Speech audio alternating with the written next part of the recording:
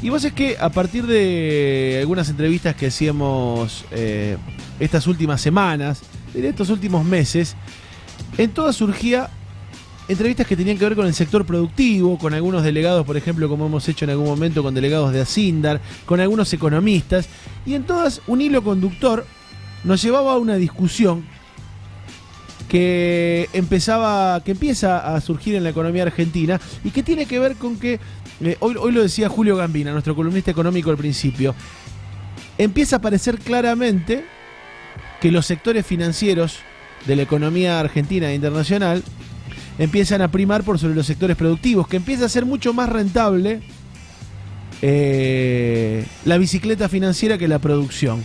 El otro día veíamos una publicación de la diputada nacional por Proyecto Sur, Alcira Argumedo, que hablaba un poquito de esto y hablaba, hacía la comparación, decía, si te quejas de la bola de nieve del dólar futuro que heredaste, no generes otra llamada LEVAC a los 4 meses. Por eso estamos en comunicación para charlar un poco sobre esto con Alcira Argumedo. Buenos días, Alcira. Germán Mangione te saluda. ¿Qué tal? ¿Cómo estás? Buen día. Buen día. Digo, ¿es eso lo que está primando en la economía? Digo, lo financiero por sobre lo productivo. Pero esto ya viene de lejos. Esto ya viene desde la dictadura militar, donde hay un salto cualitativo en términos económicos alrededor del 73, que es cuando se produce este incremento en un 400% de la crisis del precio del petróleo. ¿Te acordás de la famosa crisis del petróleo? Sí. Bueno, esto generó en los países árabes una masa de dinero que ellos no tenían capacidad de invertir y se invierte en los bancos ingleses y norteamericanos. ¿Te acordás? No sé si vos eras suficientemente grande en esa época. Yo, como tengo 400 años, lo recuerdo. El tema es que los bancos no tenían a quién prestar porque la crisis del petróleo había generado una recesión en los países centrales y entonces no demandaban créditos. Pero a su vez los países árabes habían puesto, ¿te acordás que eran cuando los árabes compraban empresas, compraron Harrods, compraban empresas europeas, etcétera? No sabían dónde poner la plata. Claro, y entonces los bancos le tenían que pagar intereses a los árabes, pero no tenían a quién prestar. Y es ahí donde empieza, a fin de los años 70, comienzos de los 80, la presión del endeudamiento de los países del tercer mundo. Les daban créditos baratos, pero el tema es que era una estafa porque los daban de una manera absolutamente corrupta. Claro. El problema es que en el año 81, Estados Unidos, que está dispuesto, es cuando sube Reagan, y Reagan está dispuesta a dar la batalla final contra la Unión Soviética, contando con que en los años 80 Occidente controlaba casi monopólicamente las nuevas tecnologías, porque es ahí cuando se empieza a dar el salto que nosotros conocemos entre lo que va en la máquina de escribir a las redes internet y las computadoras. Claro. ¿Ubicás ese salto? Sí. Bueno, y ahí donde Estados Unidos necesita tomar capitales para hacer una reconversión tecnológica con las nuevas tecnologías en sus industrias, con robots, etcétera, en los bancos y demás, y lanzar lo que se llamó la Guerra de las Galaxias contra la Unión Soviética. Esto hizo estallar la deuda porque las tasas de interés, si estaban al 1%, subieron al 10%. Claro. Y comienza ahí la crisis de la deuda, y comienza ahí la dinámica de creciente predominio del capital especulativo financiero, que sacaba ingentes beneficios de las deudas del tercer mundo. Pues fíjate, yo después te saco cálculos. Y a su vez empiezan a tener predominio por sobre el capital productivo. Y esto se va exacerbando en los 90 y ahora ya tiene una dinámica que tiene una capacidad de incidencia brutal, donde tiene razón Gambina. Lo que se gana en la especulación financiera en cualquiera de sus características es más que lo que se gana en los emprendimientos productivos. Alcira, durante un tiempo hubo una especie de espejismo, digo, con el alto precio de los commodities, hubo una especie de espejismo cuando parte de esos fondos financieros se volcaron a hacer negocios durante un tiempo con estos commodities, ¿no? Claro, pienso en los pools de siembra en la Argentina, pienso en esos fondos de inversión. Claro, lo que pasa es que eso coincidió con un acelerado crecimiento de China que después se frena, Claro. ¿no? Se frena a partir del 2008, porque no te das cuenta que estallan en el 2008, estalló toda esta especulación financiera, pero lo primero que se hizo fue salvar a los bancos. Entonces, a partir de esta crisis, el tema es que toman creciente poder. Fíjate una cosa, en la Argentina los bancos son los que han tenido tasas de ganancias netas, sacando la inflación del 40% anual. Es una ganancia descomunal. Pero fíjate una cosa, aquí en la Argentina, si una persona gana más de 20.000 pesos, tiene que pagar impuestos. Pero en el sector financiero sigue vigente la ley financiera de Martínez de Hoz, por la cual si una persona hace una transacción en bolsa y gana, no sé, $100.000, No paga ni 10 centavos de impuestos. Pero si vos ganás más de 20.000 pesos, pagás impuestos. Y vos fíjate que hay una reticencia, por una parte, a subir el mínimo no imponible de manera tal que paguen los sueldos más altos de los ejecutivos, de 200.000, etcétera, pero hay una más reticencia para poner un impuesto a la ganancia financiera. Y esto se exacerba porque, bueno, de alguna manera, lamentablemente, este gobierno de Macri, que venía a luchar contra la corrupción y demás, fíjate que en cada una de las áreas ha puesto gerentes que vienen de empresas vinculadas con esas áreas. Entonces tenés que en petróleo está el expresidente de la Shell, en minería está uno de los gerentes de la Barrick Gold, en el área agrícola está uno de los gerentes de Monsanto, en el sector financiero está un trabajador del banco JP Morgan. Entonces, verdaderamente, esto que está llevando a una crisis mundial muy profunda, porque también China ha entrado en crisis, ojo que, fíjate que ha bajado el precio del petróleo desde mediados del 2014 hasta ahora en un 60%. Y el tema es que esto ha permitido un verdadero saqueo. Yo saco cuentas que los economistas no suelen considerar.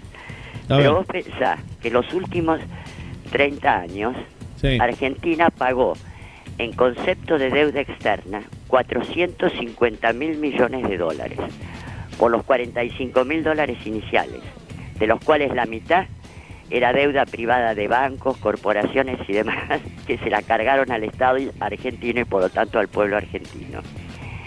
Como consecuencia de ese pago de la deuda, se hizo el plan Brady con la privatización de YPF. Entonces Argentina en estos 24 años ha perdido en concepto de renta petrolera 350.000 millones de dólares más. Pero además, como consecuencia de la destrucción del sistema ferroviario, de la flota mercante y de la flota fluvial, perdió 200.000 millones de dólares más. Es decir, estás en 1 millón de millones de dólares y ha sido una exacción impresionante. Solo en eso, después hay otras cosas. Entonces, tenemos que estamos... Perdón, digo, y todo eso siempre pensando en esta discusión que tenemos que es plata que nunca ingresa al sistema productivo, porque uno lo piensa, digo, si todo eso se volcara a producir, incluso en este sistema, incluso con... No, pero lo que te quiero es que se la llevaron afuera, está en los bancos, claro, que después la vuelven a prestar, entonces el tema es que te vuelven a... ¿Vos viste cómo bailan? Porque le prestaron 12.000... Pensá lo que es millón de millones, ¿sabés la cantidad de ceros que tiene eso? Sí, no entra en una calculadora. Esta es la magnitud de la estafa que nos están haciendo, que nos vienen haciendo desde hace 30 años. Y esto está haciendo estallar el sistema. ¿Por qué? Porque verdaderamente está generando una población sobrante, como consecuencia de esto, que los está metiendo en una crisis. El mundo está en crisis, en una crisis recesiva brutal, que en general, más allá de las explicaciones, tiene que ver con carencia de demanda. Entonces se está alimentando una bomba de tiempo, y esto en la Argentina es clarísimo, por esta irracionalidad y voracidad de los bancos para llevar adelante sus propias políticas. Alcira, aquí en la Argentina, digo, yendo a la última etapa, digo, y como parte de todo este proceso, ¿cómo es digo, para entender este negocio de los LEVAC o esta bola de nieve que vos decís de los LEVAC? Bueno, lo que pasa es que más allá de cómo se llama LEVAC, Le Pool, el tema es que son bonos que permiten, una vez más, una especulación financiera. ¿Por qué? Porque en general la tasa de interés a nivel mundial no está más arriba del 2%, pero acá se supone que estás contentísimo porque pagas el 7%, es decir, estás pagando 3 veces y medio más de lo que se paga en el mercado mundial. Entonces, ¿y esto por qué? Porque entonces te ponen y demás. Lo que sucede es que ellos calculan que todavía Argentina tiene reservas de sangre para seguir chupándoselas. Y esta es la lógica que están imponiendo. Entonces, verdaderamente es de un nivel de inconsciencia, más allá de que uno los pueda criticar, digamos, condenar, es de un nivel de inconsciencia y irracionalidad muy grande. ¿Cómo? Que ahora querían poner, digamos, lo que te quiero decir es, ¿cómo será que la lógica de estos de especulación financiera y de lógica de grandes corporaciones está poniendo en crisis la gobernabilidad en los estados? Y esto aparece en Estados Unidos. Vos fíjate una paradoja. Una de las advertencias y denuncias que nosotros hacemos es que la venida de Obama significaba el ingreso potencial de Argentina al Tratado de Libre Comercio del Transpacífico, al Tratado Transpacífico de Libre Comercio, que es una gran área de libre comercio que quiere hacer Estados Unidos para enfrentar al polo liderado por China y Rusia. Ahora, el problema es que, entre otras condiciones, además de que los núcleos industriales van a estar en Estados Unidos y Europa, y nosotros no salimos de proveedores de materias primas ni por casualidad, uno de los problemas es que es lo que ellos llaman adaptabilidad de las condiciones laborales, es decir, sacar derechos sociales y bajar salarios para lograr el perfil de salarios de China, que vos sabés que son de esclavitud. Claro, claro. El tema es que esta prueba piloto ya la hicieron con México desde los años 90 en lo que se llamó el Tratado de Libre Comercio o NAFTA, que después se prorrogó a la llamada Alianza del Pacífico, incorporando a Colombia, Perú y Chile. El problema es que con esta libre comercio lograron que México tuviera un salario que es 8 veces menos que el salario de un trabajador norteamericano. Sí, incluso digo, las consecuencias concretas de eso es que hoy México le disputa parte del mercado de trabajo intensivo a China, parte del trabajo esclavo a China, ¿no? Claro, ¿por qué? Porque ganan 8 veces menos. Entonces, muchas de las fábricas norteamericanas han modulado su producción y pasan partes a Monterrey, en México, porque un obrero norteamericano gana $19 la hora promedio y un trabajador mexicano gana $19 por día. Ahora, ¿qué está pasando?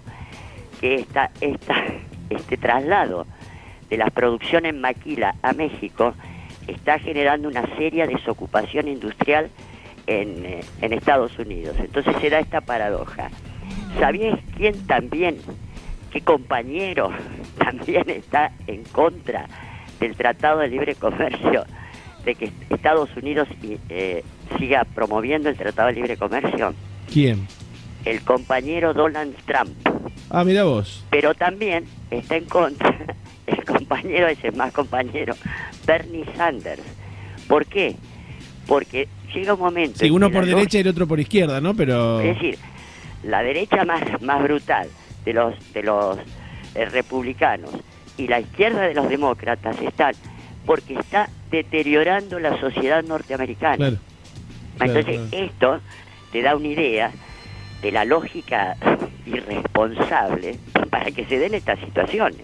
Y pienso en eso que decís, y también pienso en que el modelo que hoy aparece enfrentado, que es el de Rusia y China, no dista muchísimo de ese, digo, ¿no? Estamos en el medio de dos modelos de una lógica que tiene un techo, en realidad, que uno le da la sensación que en cualquier momento explota. es que la sensación es esa, y además esto dentro de una competencia entre estos dos nuevos polos de poder mundial, que acá lo están haciendo en términos económicos, pero vos pensás que en Medio Oriente están disputando el petróleo y hay 4 guerras genocidas, Claro. en Irak, en Siria, en Libia y en Afganistán. Y en África hay 10 guerras genocidas, en Congo, en la República Centroamericana, en Nigeria, en Mali, en Sudán. ¿Te das cuenta? Es decir, Claro. es una locura lo que está pasando. Pero no, yo creo que esto tiene un límite, porque además, por supuesto, tiene altísimos costos sociales.